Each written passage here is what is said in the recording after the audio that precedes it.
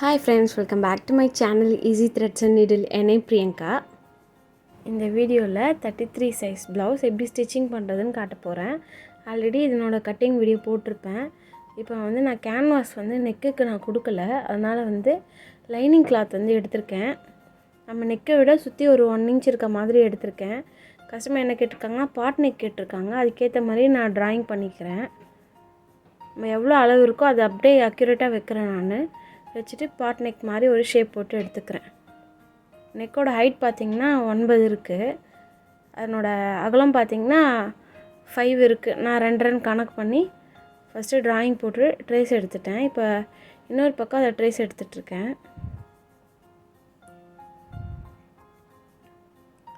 அவ்வளோதான். இதை நான் கீழே ஃபஸ்ட்டு லைனிங் வச்சுட்டேன். அதுக்கு மேலே நம்மளோட மெயின் மெட்டீரியல், அதுக்கப்புறம் மேலே நம்ம மார்க் பண்ணி வச்சுருக்கேன் இந்த கிளாத்தை வச்சு சென்டர் பார்த்து எல்லாமே கரெக்டாக இருக்கான்னு 1க்கு 2 வாட்டி நல்லா செக் பண்ணிவிட்டு பின்லாம் குத்திட்டு ஸ்டிச் பண்ண போகிறேன். இப்போ அப்படியே பொறுமையாக ஸ்டிச் பண்ணுங்கள். இந்த கார்னர்ஸ்லாம் வரும்போது கொஞ்சம் பொறுமையாக டர்ன் பண்ணி ஸ்டிச் பண்ணுங்கள். அப்போ தான் நல்லாயிருக்கும் பார்க்குறதுக்கு.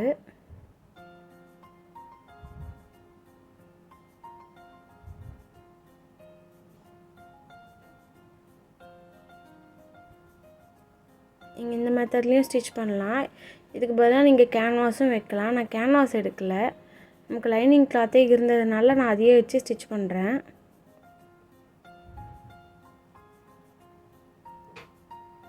இப்போ நான் ஒரு 1/4 இன்ச் கிளாத் விட்டு சுற்றி நான் கட் பண்ணி எடுத்துக்கிட்டேன். இப்போ அங்கங்கே குட்டி குட்டி நாச்சஸ் போட்டு எடுத்துக்கிறேன். இந்த கார்னர் எண்டு பார்த்திங்கன்னா நீங்கள் கட் பண்ணி விட்டுருங்க, அப்போ தான் டேர்ன் பண்ணும்போது கரெக்டாக வரும். இப்போ நான் அதை டேர்ன் பண்ணிக்கிறேன். சீம் ரிப்பரை வச்சு அந்த ஷார்ப்பான எட்ஜஸ்லாம் நான் நல்லா திருப்பி விட்டுடுறேன்.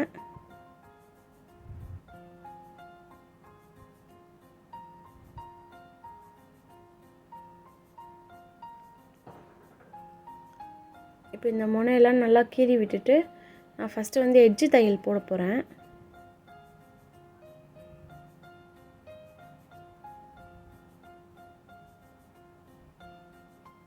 கரெக்டாக அந்த எட்ஜ்லேயே ஒரு ஸ்டிச் போட்டு எடுத்துக்கோங்க.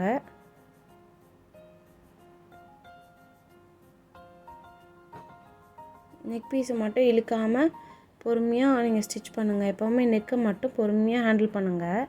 அப்போ தான் நீங்கள் என்ன ஷேப் கொடுத்துருக்கீங்களோ அது கிடைக்கும்.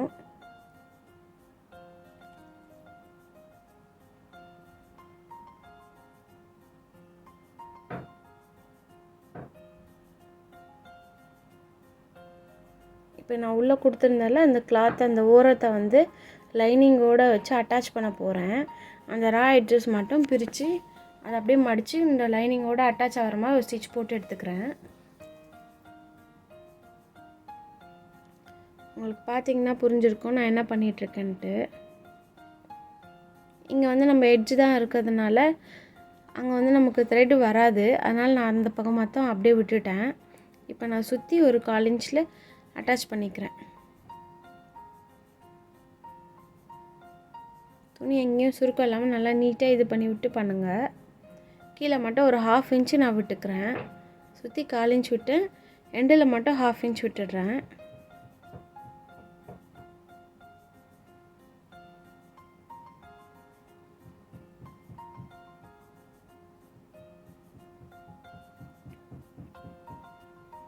நான் ஸ்டிச் பண்ணி முடிச்சிட்டேன். இப்போ எக்ஸ்ட்ரா உள்ள கிளாத் எல்லாத்தையும் கட் பண்ணி எடுக்க போகிறேன். நான் பேக் பார்ட் முடிச்சிட்டேன். டாட் எல்லாம் நான் போட்டு முடிச்சிட்டேன். இப்போ ஃப்ரண்ட் எடுத்திருக்கேன். ஃப்ரண்ட்டு கரெக்டாக ஓப்பன் பண்ணி வச்சுக்கோங்க. எது வரும் முன்ன பின்னன்னு பார்த்து கொஞ்சம் செக் பண்ணிவிட்டு, இப்போ நான் ஒரு திக்னஸ் கொடுக்கணும்ல, எனக்கு ரொம்ப இல்லை ரொம்ப தின்னாக இருக்கும், அதனால் நான் வேஸ்ட்டு லைனிங் துணியை கீழே வச்சுக்கிறேன். வச்சுட்டு இப்போ நெக்கில் ஒரு 1/4 இன்ச்சுக்கு நான் ஸ்டிச் போட்டு எடுத்துக்கிறேன்.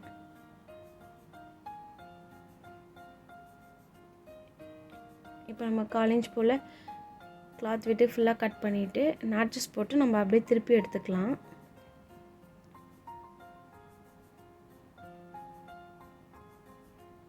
இப்போ நான் எட்ஜு தையல் போட்டுக்கிறேன்.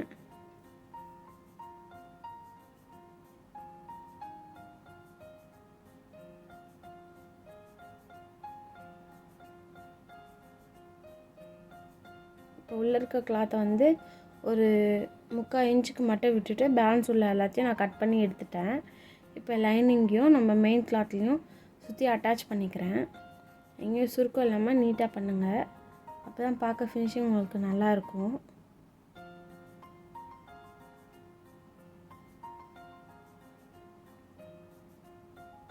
அவ்வளோதான், நான் சுற்றி முடிச்சிட்டேன். இப்போ எக்ஸ்ட்ரா உள்ள கிளாத்தெல்லாம் நம்ம கட் பண்ணி எடுத்துடலாம். நான் இப்போ ஸ்டிச் பண்ணுற ப்ளவுஸ் பார்த்தீங்கன்னா 33 சைஸு. இது நீங்கள் 34, 35 கூட நீங்கள் எடுத்துக்கலாம். லைட்டாக ஒரு 1/4 இன்ச் மட்டும் ஆட் பண்ணிங்கன்னா கூட உங்களுக்கு கரெக்டாக இருக்கும்.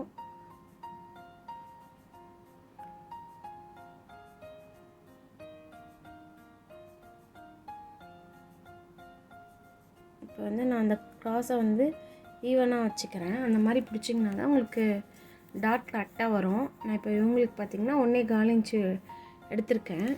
ஹைட்டு பார்த்திங்கன்னா 3 எடுத்திருக்கேன். க்ராஸாக ஒரு ஸ்டிச் பண்ணிக்கிறேன். அதே மாதிரி ஹூக் சைடு வந்து 1/2 இன்ச் நம்ம பட்டி ஜாயின் பண்ணுவோம்ல, அதை விட்டுட்டு பேலன்ஸ் உள்ளதை ஈவனாக மடிச்சிட்டு அதுலேருந்து ஒரு 1/4 இன்ச்சு 2.5 இன்ச்சு ஹைட்டுக்கு நான் பிடிச்சிக்கிறேன். தேர்ட் டாட் பார்த்திங்கன்னா நான் எப்படி பண்ணுறனோ அதே மாதிரி பண்ணுங்கள்.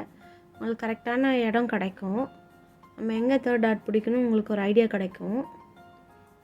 இப்போ நம்ம முக்கியமாக பார்க்க வேண்டியது 3 டாட்டுக்கும் இடையில ஒரு 1.5 இன்ச்சு இருக்க மாதிரி பார்த்துக்கோங்க. இப்போ நமக்கு டாட் நல்லா ஃபினிஷிங்காக வந்திருக்கு. இப்போ நான் வந்து இவங்களுக்கு என்ன கேட்டேங்கன்னா பஃப் ஸ்லீவ் கேட்டிருக்காங்க, கீழே பார்டர் வர மாதிரி. அதுக்காக நான் கிளாத் வந்து பஃப்புக்காக ஒரு 5 இன்ச் கிட்டே விட்டுட்டு இப்போ நம்ம ஸ்லீவ் நார்மலாக எப்போவுமே போல் பண்ண போகிறோம். எப்போவுமே ஸ்லீவோட அளவு இப்படி தான் நம்ம பேக் பார்ட்டை வச்சு தான் அளந்து எடுத்துப்பேன். எனக்கு வந்து 8 வருது. இப்போ நான் இங்கேருந்து 8 மார்க் பண்ணிக்கிறேன். நம்ம எப்போவுமே கேப் ஹைட்டு மார்க் பண்ணுவோம்ல, அதே மாதிரி மார்க் பண்ணிவிட்டு அதுலேருந்து க்ராஸாக அந்த 8 மார்க் பண்ணி எடுத்துக்கிட்டேன்.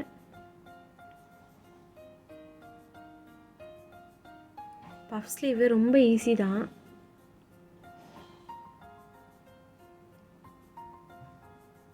உங்களுக்கு பஃப் வந்து எந்த அளவுக்கு வேணுமோ அந்த அளவுக்கு கிளாத் விட்டுக்கோங்க.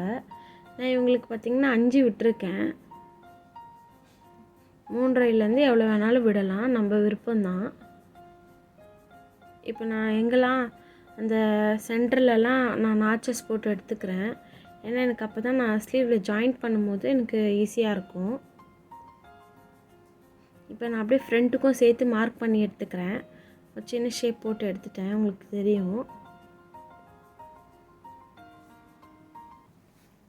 இங்கே கட் பண்ணுறதுக்கு முன்னாடி கரெக்டாக இருக்கான்னு பார்த்துக்கோங்க. நான் ஒரே கிளாத்தை டபுளாக போட்டிருக்கிறதுனால மறுபடியும் பிரிச்சுட்டு மற்ற 2 ஸ்லீவோட இதையும் நான் எடுத்துகிட்டு இது பண்ணிக்கிறேன், கட் பண்ணிக்கிறேன். இப்போ ஸ்லீவுக்கு பார்த்திங்கன்னா நான் பஃப்புக்கு மட்டும் லைனிங் கொடுக்கல, அதனால் மெயின் மெட்டீரியல்லே நான் கட் பண்ணிகிட்ருக்கேன். அவ்வளோதான். நம்ம இப்போ அர்க்காத் பண்ணி வச்சுருப்போம், அதுலேருந்து குட்டி குட்டி ப்ளீட்ஸாக வைக்க வேண்டியது தான். இது நல்ல பக்கம் பார்த்துட்டு ஸ்டார்ட் பண்ணுங்கள். நான் அது வந்து ஃப்ரண்ட்டுக்கான மார்க் பண்ணது, இதுதான் நம்ம பஃப்புக்காக மார்க் பண்ணது. கரெக்டாக ஒரு 1/4 இன்ச் அளவில் எல்லாத்தையும் நான் மடித்து ப்ளீட்ஸ் எடுத்துக்கிறேன்.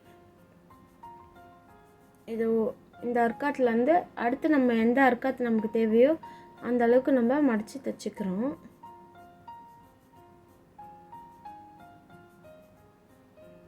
அவ்வளோதான். இது வந்து ஆப்போசிட்டில் நம்ம அப்படியே ஆப்போசிட்டில் தைக்கணும், ஸ்ட்ரெயிட்டாக தைக்கக்கூடாது. அப்போ தான் நமக்கு பஃப்பு நல்லா தூக்கி வரும். நீங்கள் ஸ்ட்ரெயிட்டாக தைச்சிங்கன்னா அது வந்து ஃப்ளாட்டாக போயிடும். நான் அதுக்கு அப்படியே ஆப்போசிட்டில் வேறு மாதிரி அந்த ஆங்கிள் பார்த்திங்கன்னா தெரியும்.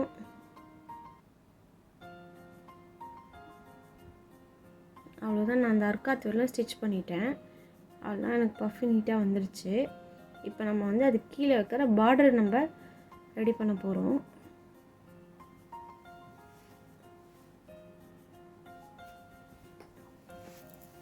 எனக்கு பார்டர் எந்த அளவுக்கு தேவையோ அந்த அளவுக்கு நான் லைனிங் கட் பண்ணி வச்சுருக்கேன். பார்டர் பெருசாக இருக்கிறதுனால கஸ்டமர் இந்த அளவுக்கு போதும்னு சொல்லிட்டாங்க, அதுக்கேற்ற மாதிரி நான் எடுத்திருக்கேன்.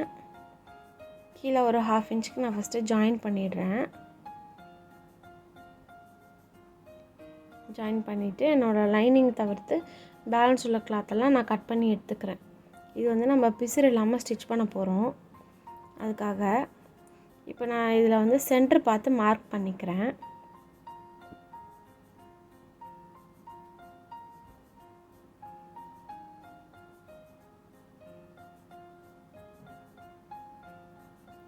இப்போ நம்ம ஸ்லீவோட சென்டரையும் நம்ம பார்டரோட சென்டரையும் நம்ம ஈவனாக வச்சுக்கலாம். கரெக்டாக சென்டர் பார்த்து வச்சு ஒரு பின் குத்திக்கோங்க. எனக்கு துணி ரொம்ப சாஃப்டாக இருக்கிறதுனால நான் பின் குத்தி செக்யூர் பண்ணிக்கிறேன்.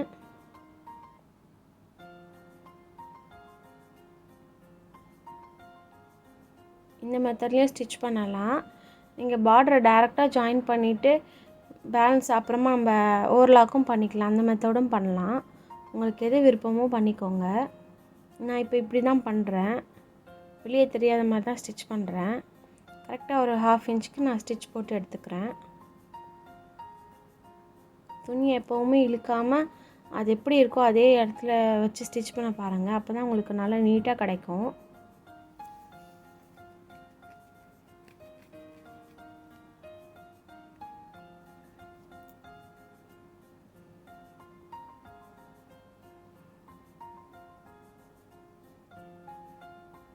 அவ்வளோதான், நான் முடிச்சிட்டேன்.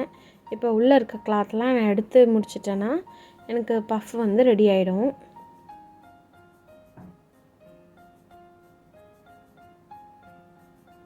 அவ்வளோதான். நான் இப்போ வந்து எட்ஜு தையல் போட்டு என்னோடய ஸ்லீவை நான் முடிச்சுக்கிறேன். இதில் உங்களுக்கு ஸ்லீவ் பார்த்திங்கன்னா எக்ஸ்ட்ரா கிளாத் இருக்க மாதிரி தெரியும். நம்ம ஸ்டிச் பண்ணி முடிச்சுட்டு கடைசியாக வந்து எக்ஸ்ட்ரா உள்ள கிளாத்லாம் நம்ம கட் பண்ணி விட்டுக்கலாம். நீங்கள் ரொம்ப அக்யூரேட்டாக கட் பண்ணி அது பத்தாமல் போய் அதுக்கு நம்ம அட்டாச்மெண்ட் பண்ணி அது பெரிய வேலைக்கு நம்ம இது மாதிரி ஸ்டிச் பண்ணி முடிச்சுட்டு எக்ஸ்ட்ரா உள்ள கிளாத்தை அப்புறமா கட் பண்ணுறது ரொம்பவே நல்லது. நான் இப்படி தான் பண்ணிகிட்ருக்கேன். இப்போ நான் இந்த எண்ட்லேயும் ஸ்டிச் பண்ணி முடிச்சிட்டேன். எனக்கு அவ்வளோதான், ஸ்லீவ் ரெடி ஆகிடுச்சு. இப்போ நான் ஷோல்டர்லாம் ஜாயின் பண்ணிவிட்டு ஓவர்லாக்லாம் பண்ணி நீட்டாக கொண்டு வந்துட்டேன். இப்போ இதில் வந்து நம்ம ஸ்லீவ் அட்டாச் பண்ண போகிறோம். ஷோல்டரோட சென்டரும் ஸ்லீவோட சென்டரும் கரெக்டாக இருக்க மாதிரி வச்சுட்டு ஸ்டிச் பண்ண ஆரம்பிச்சிடலாம். கரெக்டாக 1/2 இன்ச்சில் எப்போவுமே நெக்கெல்லாம் ஸ்டிச் பண்ணும்போது 1/4 இன்ச்சில் ஸ்டிச் பண்ணுங்கள். ஸ்லீவ் எல்லாம் நம்ம 1/2 இன்ச்சில் ஸ்டிச் பண்ணுறது நல்லது. அப்போ தான் நம்ம எதாவது ஆல்ட்ரேஷன்ஸ் இருந்தால் கூட நம்மளால் பண்ண முடியும். நான் எப்போவுமே சென்டர்லேருந்து தான் ஸ்டார்ட் பண்ணுவேன். அதே மாதிரி ஒரு சைடு முடிச்சுட்டு இப்போ ஆப்போசிட் சைடில் நான் ஸ்டிச் பண்ணிகிட்ருக்கேன். இந்த டாட் வந்து பின்னாடி வர மாதிரி பார்த்துக்கோங்க. நான் எப்படி வச்சுருக்கேன்னு பாருங்கள். அதே மாதிரி ஸ்டிச் பண்ணுங்கள். அவ்வளோதான், நம்ம ஸ்டிச் பண்ணி முடித்தாச்சு. நம்ம ப்ளவுஸ் ஸ்டிச் பண்ணோடனே இதுதான் ஃபைனல் லுக். இப்படி தான் இருக்குது. இது ஃப்ரண்ட்டு நல்லா நீட்டாக வந்திருக்கு. சாரியும் கொடுத்துருந்தாங்க ப்ரீப்ளீட் பண்ணதுக்கு, அதுவும் பண்ணியிருக்கேன். இந்த வீடியோ உங்களுக்கு பிடிச்சிருந்தால் லைக் பண்ணுங்கள், ஷேர் பண்ணுங்கள், கமெண்ட் பண்ணுங்கள். இது போன்ற வீடியோக்களை பார்க்குறதுக்கு நம்ம சேனலை சப்ஸ்கிரைப் பண்ணி வச்சுக்கோங்க. தேங்க்ஸ் ஃபார் வாட்சிங்.